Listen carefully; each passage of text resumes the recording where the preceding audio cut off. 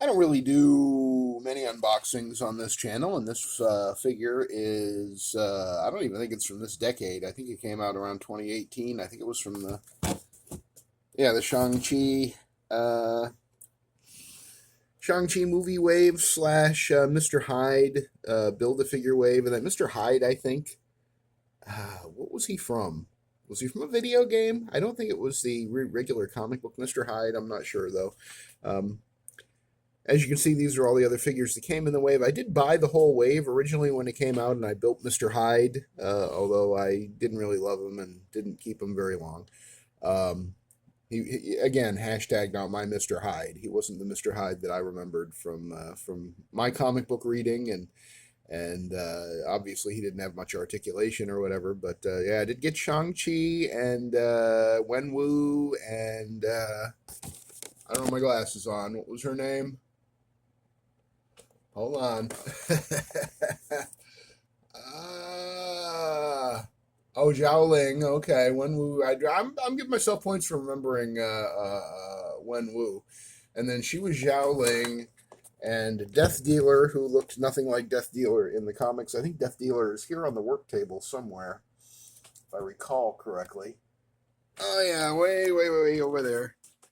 There's there's Death Dealer. I've had a couple of those because I kit bashed one into a Cobra Commander for my GI Joe Classified series collection, and then we have Civil Warrior in the white box here that you can see, and then the AI Tony Stark, which I still have because short of the 80 years gold and crimson Alex Ross style Iron Man, I think that AI Iron Man, and I do have that blue AI head that's sitting on it in the picture here. But it's in a fodder bin somewhere. I just have the Iron Man head on him, and I just think it's a nice comic book Iron Man. Um, but anyway, yeah, I did have all of those at one point. I think the only ones that I have now are Death Dealer, right there in the middle. Death Dealer, who I don't think looks much like Death Dealer from the comics, probably from the movie. Oh, and then I have the AI Iron Man, and I have this Civil Warrior right here. So we'll turn it around.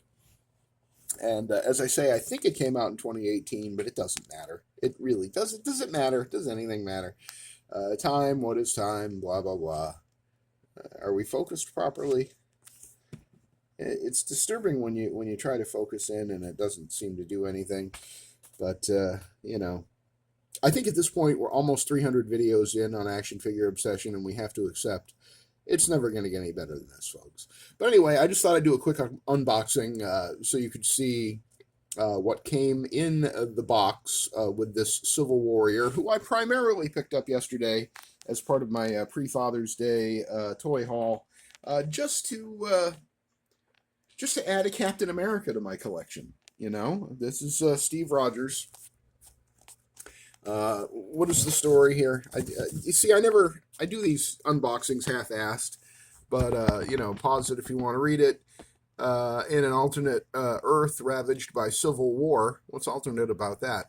Captain America assumes the mantle of Civil Warrior. So I think that he had killed off Tony Stark. I think that's why he has as they call them in the movies, arc reactor now attached to his shield. And there's something pretty cool about the shield that comes with this one. Number one, it's a unique shield for Captain America in the Marvel Legends line. It's the only time they've ever used this shield, this sculpt.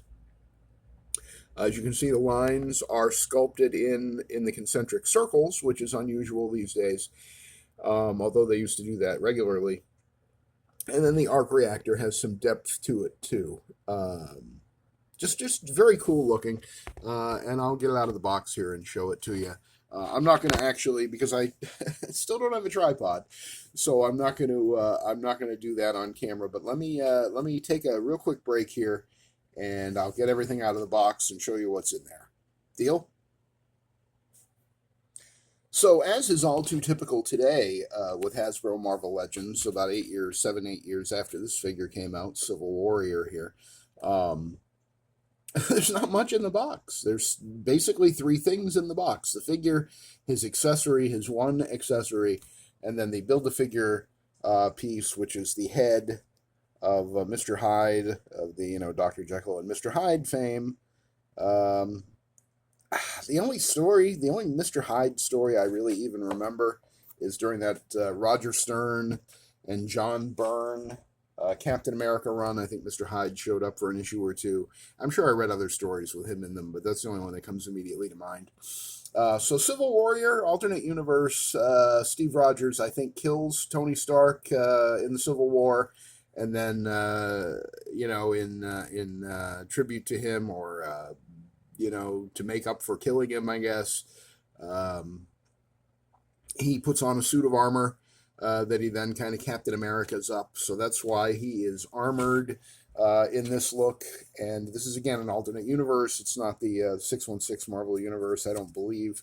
The shield is very heavy because it is actually two pieces.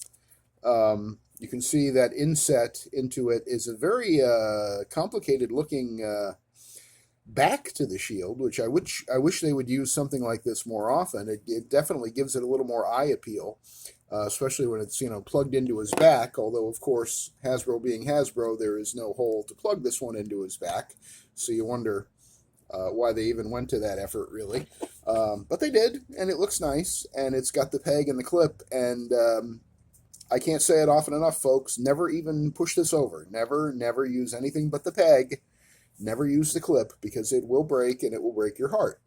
The world is full of Marvel Legends Captain America shields with broken clips, and that clip is never to be used. And the dirty little secret that most people somehow seem to miss is that almost every Captain America figure that comes with the peg and clip has a whole hand that will hold the peg. So you can just put the shield in the peg hole and he can hold it. There's no reason to ever use the clip. There are a few, I think one or two, that where if you want him to hold the shield, short of some kind of trickery or sticky tack, you have to use the clip. But chances are that you use that every time you put the shield on him, you clip it on and take it off. You're weakening that plastic, and it does get brittle over time, and it will eventually break. So my best advice is never use the clip ever at all for anything. You heard it here first. And again, your secondary backup is the fact that the peg usually fits either in the hole in his back or in one of his hands. And the holes are always specifically designed for it to key right into his hand and hold it pretty securely. But I do like this shield. I like the look of it. As I say, it's unique in all of Marvel Legends. This is the only character and the only time that they've ever used this shield. It kind of gives you the illusion that there's like a translucent covering over it, but there isn't. It's just sculpted, and you can put your finger or thumb here right into it. And but it does have that depth because it's all sculpted. You can see. Very, very nice piece of work. I like the battle damage that they've done on it. I think that's tampography. I don't think it's a hand paint job, but it looks good. It looks really good. It gives it a little weathering. And again, the back of it just looks like something that you kind of would expect Captain America's shield, especially by way of Tony Stark, to look like. Because I think, in theory, Tony Stark was the one who created this suit of armor. As for the figure itself, it is largely the body of the Hydra Supreme figure that came in a 2-pack with Arnim Zola, I believe, which is one of the evil sort of versions of Captain America. Only that one was in a green and orange sort of Hydra color scheme, and this one has different hands. I think these hands are unique in all of Marvel Legends. I think this is the only figure to have ever used these hands. He should have come with fists, which is why it's distressing that there were only 3 items in the entire box: the figure, the shield, and the Mr. Hyde head. He really should have come with fists, and, just fists and these hands, these item and holding hands, would have been fine, especially since he has an item to hold. So if we can have him with one fist and the other hand holding the shield, I think that would be pretty marvelous. Or with both hands, engaging in some fisticuffs and beating the crap out of whoever on his alternate Earth. But it's a good-looking figure. I went back and I watched some old reviews, and it gets a lot of 8 out of 10s, 8.5 out of 10. Um, the arms and legs are, I think they were originally used on the Udon Taskmaster, the sort of armored Taskmaster. Um, and they were also used on, I believe, the Ghost Rider. What was he called? Cosmic Ghost Rider. That was actually Frank Castle as Ghost Rider. That came with the outer space motorcycle kind of deal. Um, and the arms and legs both, because of the design of the elbows and the kneecaps, uh, you're never going to get them straight. You're never going to get them any straighter than they already are. And I knew that going in. This is my second go around with this figure. Um, Purged them a while back, but again, with my renewed focus on Captain America in my collection, I did want to bring him back into the fold, which is why I picked him up yesterday. Picked him up at Replay Toys in Burnt Hills, New York.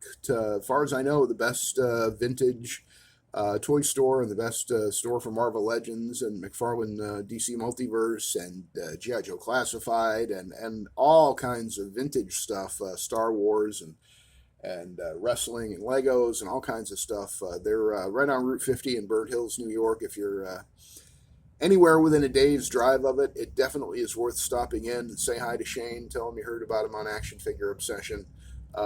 He's been very good to me over the years. I tend to buy in bulk, and sometimes he'll knock a little off, which is nice. It's nice when you have a toy dealer who appreciates repeat business, and I think he's gotten more of my repeat business than any other toy dealer in the entire half century or so that I've been collecting toys. So it's a great shop. I can't speak highly of it enough, and I shouldn't even tell you about it because I don't want you to go and buy something there that I want, but I'm trying to take one for the team. And that's the name of that tune. I'm not going to bother posing this guy. The body is not super posable because it just isn't. It's an older body. It is as I say, mostly the Udon Taskmaster body by way of the Hydra Supreme. And it's sturdy, it's solid, and I'm looking forward to putting them up with my other caps. Maybe I'll do another Captain America collection update, and now that I've added him and a couple others in recent weeks. But that, I think, is all I have to say about the Gamerverse Civil Warrior figure, aka Steve Rogers of an alternate Earth wearing a suit of armor designed by Tony Stark with this really cool shield with a unibeam / arc reactor on it. And of course, now another Build-A-Figure piece that I will never have any use for. I will probably see if I can use maybe some hot water to get this apart and see if the hat comes off. The hat would be a good accessory to have around around the house. But I just pretty much don't do Build-A-Figures anymore. Just not my thing. I purged my collection of virtually all of them, and I did have probably 60 or 80 of them at one point. And they just, for some reason, they didn't bring me a lot of joy. I can't even explain it. Plus, they take up a lot of space on the shelf, obviously. So there's always that issue too. Space is always at a premium here in the toy room, not just on the work table, but also in all my displays too. Always making choices and figuring out. I am pondering a purge of some of my DC multiverse McFarlane Toys stuff. To make more room for stuff that just brings me more joy, because McFarlane Toys rarely bring me joy.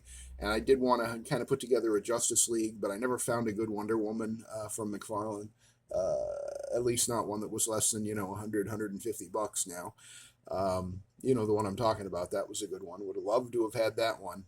But good old McFarlane. And that's all I'll say about that. Thanks for watching. This Father's Day weekend edition of Action Figure Obsession. Appreciate it. Feel free to leave a like, thumbs up there down below if you enjoyed the video, and leave a comment if you have anything to say, anything to offer, some analysis, some observations, some questions, Kit Bash recipes, anything you want to share down in the comments. You're always welcome. Subscribe to the channel if you haven't, and hit the notification bell so YouTube lets you know the next time I upload another edition of Action Figure Obsession here on the Avian and Loaded channel. As always, thanks for joining me, and I will see you on the next one.